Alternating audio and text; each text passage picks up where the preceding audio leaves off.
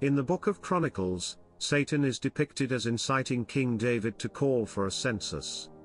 Why would this action by David anger God, since in the Old Testament, a census was so common? In those times, a man only had the right to count or number what belonged to him. Israel did not belong to David, Israel belonged to God. In Exodus chapter 30 verse 12, God told Moses, "When thou takest the sum of the children of Israel after their number, then shall they give every man a ransom for his soul unto the Lord, when thou numberest them, that there be no plague among them, when thou numberest them." When they took a census of the Israelites to count them, each one had to pay the Lord a ransom for his life at the time he is counted. Then no plague would come to them when they were numbered. It was up to God to command a census, and if David counted, he should only have done so at God's command, receiving a ransom to atone for the counting. This is why God was angry again with Israel, and is also why David was conscience-stricken after he counted Israel. The word Satan occurs in only 3 passages in the Old Testament as a specific reference to the devil. When he does appear, he is the adversary of someone devoted to God. And Satan stood up against Israel, and provoked David to number Israel. And in 2 Samuel chapter 24 verse 1 we read, "And again the anger of the Lord was kindled against Israel, and he moved David against them to say, Go, number Israel and Judah." This apparent discrepancy is resolved by understanding that God sovereignly and permissively uses Satan to achieve his purposes. God uses Satan to judge sinners, to refine saints, to discipline those in the church, and to further purify obedient believers. Neither God nor Satan forced David to sin, but God allowed Satan to tempt David, and he chose to sin. And David said unto God, I have sinned greatly, because I have done this thing, but now, I beseech thee, do away the iniquity of thy servant, for I have done very foolishly. The passage indicates that Satan incited David, but he did not force David to take the census. David was culpable for his own sinful choice. The census was not against God's law, but his motive for the census, pride in his military prowess, may have been wrong. You see, when the monarchy took census of the people in those days, it was primarily for military purposes. David forgot that his real strength came from God. David's example teaches us that an action in itself may not be wrong, but the action may be motivated by sin, such as power, pride, greed, or selfishness. Satan is depicted here as the tempter seeking to incite David to act in such a way that demonstrated a lack of trust in God. Self-sufficiency pulls a person away from God, and this is something we should all be aware of as things are unfolding before us today. This parallel passage makes it clear that Satan would not have been able to cause trouble for David if God had not let him. The story of Job is one of the most well-known in the Bible. In 2 important passages, the author portrays Satan as being given permission by God to inflict Job with much suffering. The first of 2 encounters in Job, between God and Satan, are recorded in chapter 1, verses 6 to 12. These passages describe a gathering of angelic beings, namely sons of God, presenting themselves before the Lord, Yahweh. Satan's title and conversation with God sets him apart from the other angelic beings. However, he is no rival to the Lord. In Francis Anderson's book entitled Job, An Introduction and Commentary, he is spot on when he states that Satan may be the chief mischief maker of the universe, but that he is a mere creature, puny compared to the Lord. In his book he explains that Satan exhibited a disrespectful disposition towards God and outright disdain towards Job. Satan questioned both God's justice and Job's motives. The Lord asked Satan specifically where he had been. And the Lord said unto Satan, Whence comest thou? Then Satan answered the Lord, and said, From going to and fro in the earth, and from walking up and down in it. He replied, Roaming through the earth. His answer is echoed by Peter's comment that the devil is like a roaring lion, seeking someone to devour. Be sober, be vigilant, because your adversary the devil, as a roaring lion, walketh about, seeking whom he may devour. The Lord God also initiated the conversation concerning Job. And the Lord said unto Satan, Hast thou considered my servant Job, that there is none like him in the earth, a perfect and an upright man, one that feareth God, and escheweth evil. He described Job's godliness in terms similar to the opening of the book. There was a man in the land of Uz, whose name was Job, and that man was perfect and upright, and one that feared God, and eschewed evil. Satan challenged God's assessment of Job, suggesting that Job followed God because God's good gifts to him, and if the gifts were taken away, so would be Job's devotion to God. God granted Satan permission to bring devastation to Job and so prove the reality of Job's devotion. Job was completely unaware of the heavenly conversation. The passage is an instructive reminder that there is much that takes place in the unseen world of spiritual reality to which we have no access. The second conversation between God and Satan is virtually identical to the first. Again there was a day when the sons of God came to present themselves before the Lord, and Satan came also among them to present himself before the Lord. And the Lord said unto Satan, From whence comest thou? And Satan answered the Lord, and said, From going to and fro in the earth, and from walking up and down in it. And the Lord said unto Satan, Hast thou considered my servant Job, that there is none like him in the earth, a perfect and an upright man, one that feareth God, and escheweth evil? And still he holdeth fast his integrity, although thou movest me against him, to destroy him without cause. And Satan answered the Lord, and said, Skin for skin, yea, all that a man hath will he give for his life.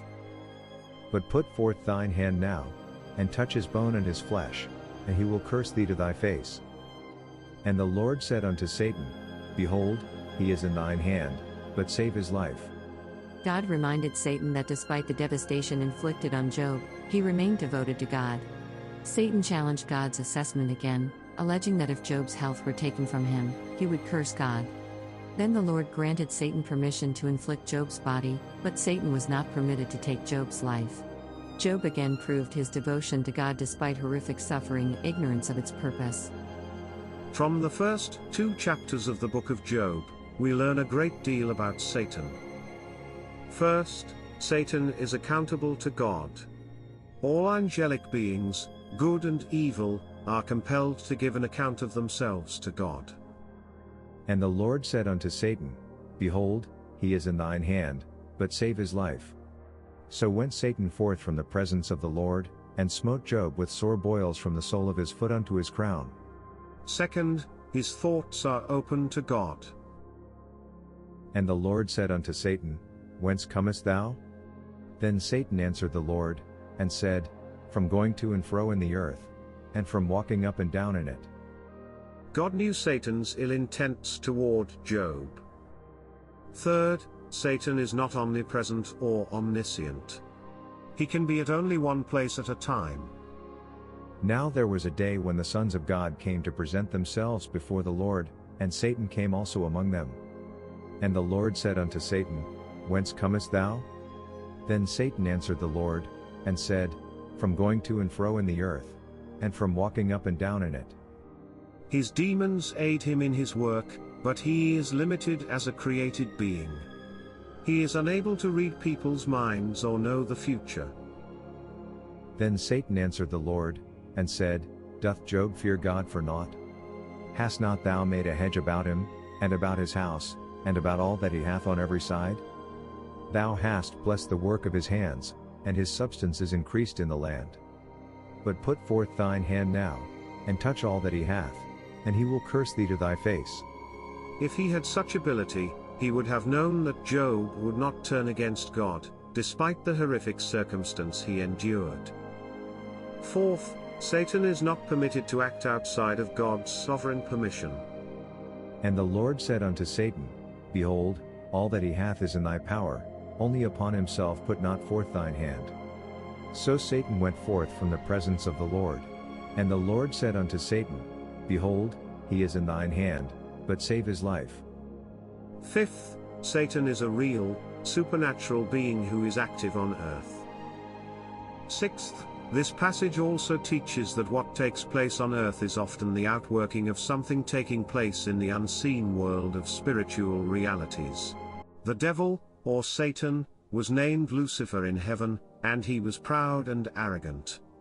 Lucifer came from a word which means having the appearance of brightness. His desire was to be God. Everything God has done that is beautiful, the devil tries to copy. He is so evil himself, that everything he does in the way of a copy becomes evil too. The first reference to the morning star as an individual is in the book of Isaiah chapter 14 verse 12. How art thou fallen from heaven, O Lucifer, son of the morning? How art thou cut down to the ground, which didst weaken the nations? How you have fallen from heaven, O morning star, son of the dawn. You have been cast down to the earth, you who once laid low the nations. Both the King James Version and the New King James Versions translate morning star as Lucifer, son of the morning. It is clear from the rest of the passage that Isaiah is referring to Satan's fall from heaven.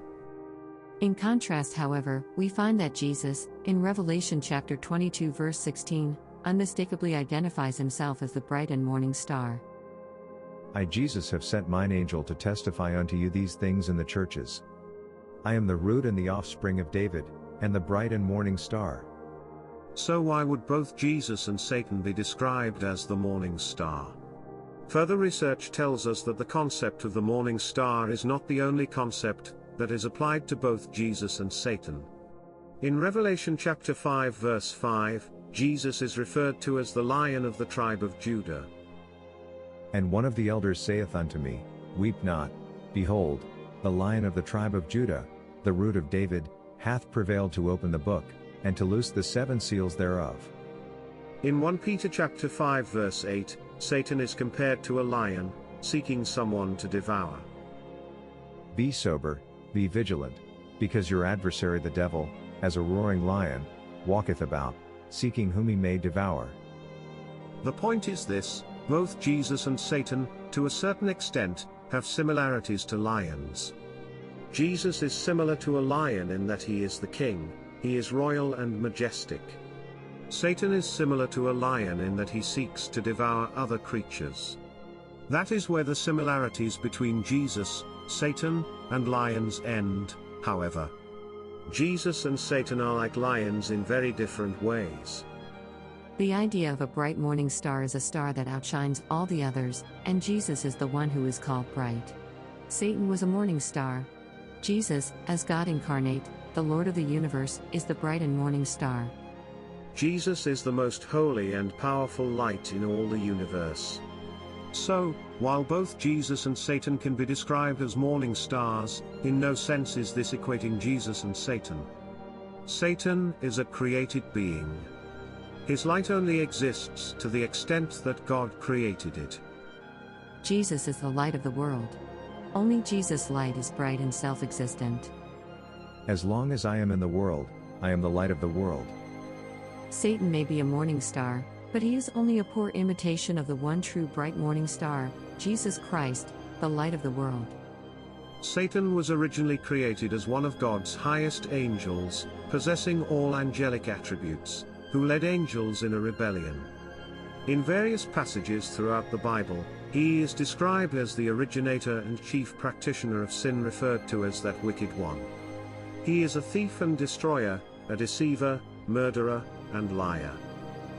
And it shall come to pass in that day, that the Lord shall punish the host of the high ones that are on high, and the kings of the earth upon the earth. And they shall be gathered together, as prisoners are gathered in the pit, and shall be shut up in the prison, and after many days shall they be visited. That is, after the 1,000 years are ended, when the wicked dead will be all raised, after the battle of Gog and Magog. When Satan, the beast, and false prophet, and all their adherents, shall be cast into the lake which burns with fire and brimstone. This passage falls within a larger section of material sometimes known as Isaiah's Apocalypse, which you will find in chapters 24 through 27. These chapters prophesy that in the last days God will judge the whole world. Then he will finally and permanently remove all evil. The New Testament teaches more about the imprisonment of fallen angels before their final assignment to the lake of fire. It does the same with fallen humans.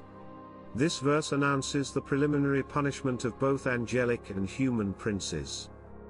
For they are the spirits of devils, working miracles, which go forth unto the kings of the earth and of the whole world, to gather them to the battle of that great day of God Almighty. On that day the Lord will punish the army of the heights in the heights and the kings of the ground on the ground. They will be gathered together like prisoners in a pit. They will be confined to a dungeon. After many days they will be punished in the prison or the grave, and in hell, as captives are, till such time as something is determined and ordered what to be done with them. None of God's opposition will escape, be it kings of the earth or the demons in the heavens, the army of the heights in the heights. God's day of judgment culminates in the defeat of the cosmic powers arrayed against him. For if God spared not the angels that sinned, but cast them down to hell, and delivered them into chains of darkness, to be reserved unto judgment. Thanks for watching. And remember, God's children are not for sale.